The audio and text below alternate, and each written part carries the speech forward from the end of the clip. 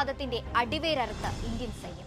കൃത്യം 15-ാം നാൾ ഒരൊറ്റ രാത്രി കൊണ്ട് ഇന്ത്യ ചാമ്പലാക്കിയത് 9 ഭീകര കേന്ദ്രങ്ങൾ.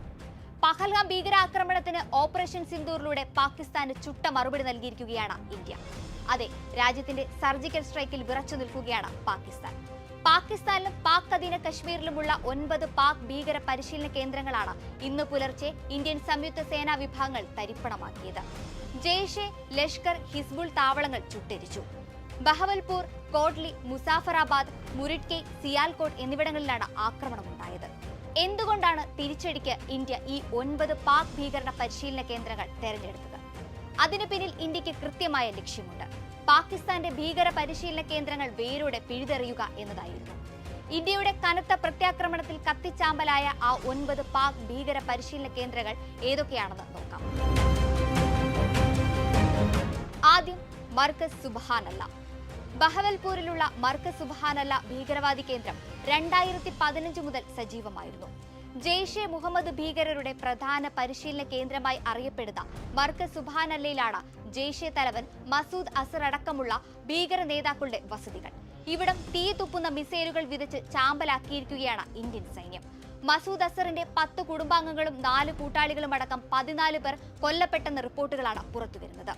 അടുത്തത് മർക്കസ് ത്വയ്ബ. ലഷ്കർ ഭീകരരുടെ പ്രധാന പരിശീലന കേന്ദ്രമെന്ന നിലയിൽ ഇന്ത്യൻ സൈന്യത്തിന്റെ നോട്ടപ്പുള്ളിയായിരുന്നു പാക് പഞ്ചാബിലെ മുരിഡ്കെ നഗരത്തിലുള്ള മർക്കസ് ത്വയ്ബ. 2000 മുതൽ ഭീകര പരിശീലനം തകൃതിയായി നടക്കുന്ന ഇവിടെ ആയുധ പരിശീലനമാണ് പ്രധാനമായും നടന്നിരുന്നത്. മർക്കസ് ത്വയ്ബ കോംപ്ലക്സിന്റെ നിർമ്മാണത്തിന് ഒസാമ ബിൻ ലാദൻ 2000-ൽ 1 കോടി രൂപ സംഭാവനയായി നൽകിയിരുന്നു. മുംബൈ ഭീകരാക്രമണത്തിന്റെ ആസൂത്രണം നടന്ന പ്രധാന ഇടങ്ങളിലൊന്നായ ഇവിടെയാണ് അജ്മൽ കസബ് പരിശീലനം നേടിയത്.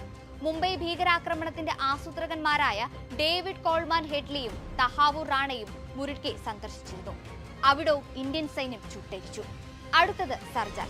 പാക് പഞ്ചാബിലെ നരോവൽ ജില്ലയിലെ ഭീകര താവളമാണ് സർജാൻ.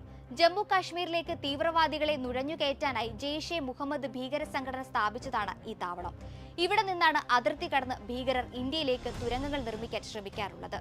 ഇന്ത്യൻ പ്രദേശത്തേക്ക് ഡ്രോണുകൾ വഴി ആക്രമണം നടത്താനുള്ള ലോഞ്ചിംഗ് ഇടമായും പാകിസ്ഥാൻ ഈ പ്രദേശത്തെ കണ്ടു. തെഹ്റ കലാൻ ഗ്രാമത്തിലെ പ്രാഥമിക ആരോഗ്യ കേന്ദ്രത്തിന്റെ മറവിലാണ് ഈ ഭീകര താവളം പ്രവർത്തിച്ചിരുന്നത്.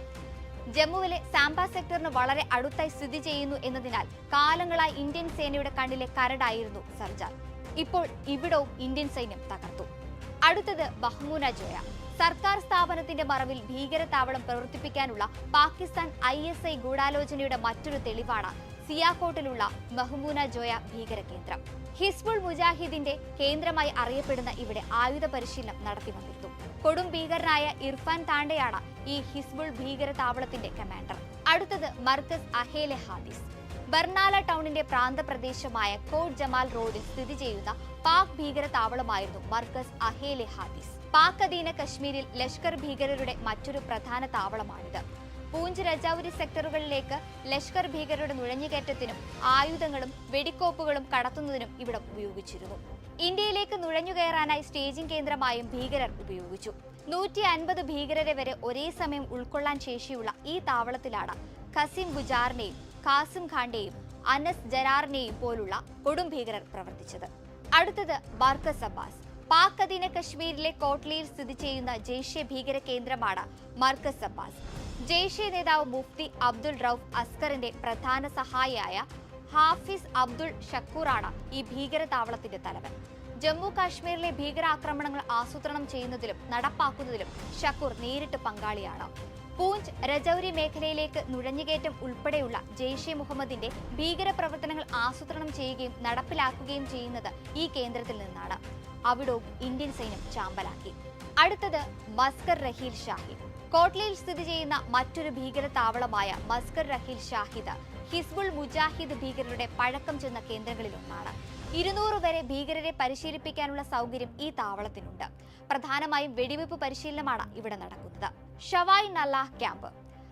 പാക് അധീന കശ്മീരിലെ മുസാഫറാബാദിലാണ് ഷവായ് നല്ലാഹ് ഭീകര ക്യാമ്പ് സ്ഥിതി ചെയ്യുന്നത്. ഇതും ലഷ്കർ ഭീകരരുടെ പ്രധാന പരിശീലന കേന്ദ്രങ്ങളിലൊന്നാണ്. മുംബൈ ഭീകരാക്രമണത്തിലെ പ്രധാനിയായിരുന്ന അജ്മൽ കസബിന് ഇവിടെയും പരിശീലനം ലഭിച്ചിരുന്നു.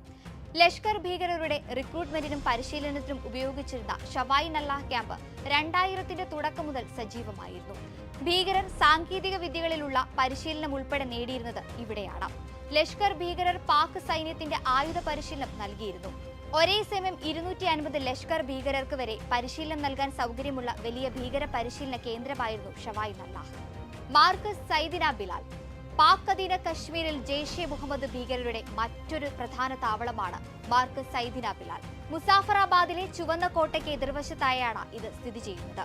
ജമ്മു കാശ്മീരിലേക്ക് അയക്കും മുമ്പ് ഭീകരരുടെ ഇടത്താവളമായി ഇത് അറിയപ്പെടുന്നു.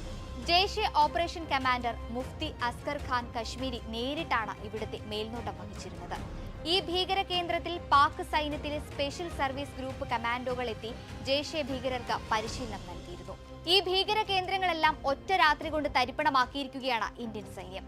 ഈ 9 ഭീകര പരിശീലന കേന്ദ്രങ്ങളിൽ 4 പാകിസ്ഥാനിലും 5 പാക് അധീന കശ്മീരിലുമാണ്. കരസേനയും നാവികസേനയും വ്യോമസേനയും സംയുക്തമായി ഭീകര താവളങ്ങളിൽ നടത്തിയ മിസൈൽ ആക്രമണത്തിൽ ഞെട്ടിത്തെരിച്ചിരിക്കുകയാണ് പാകിസ്ഥാൻ.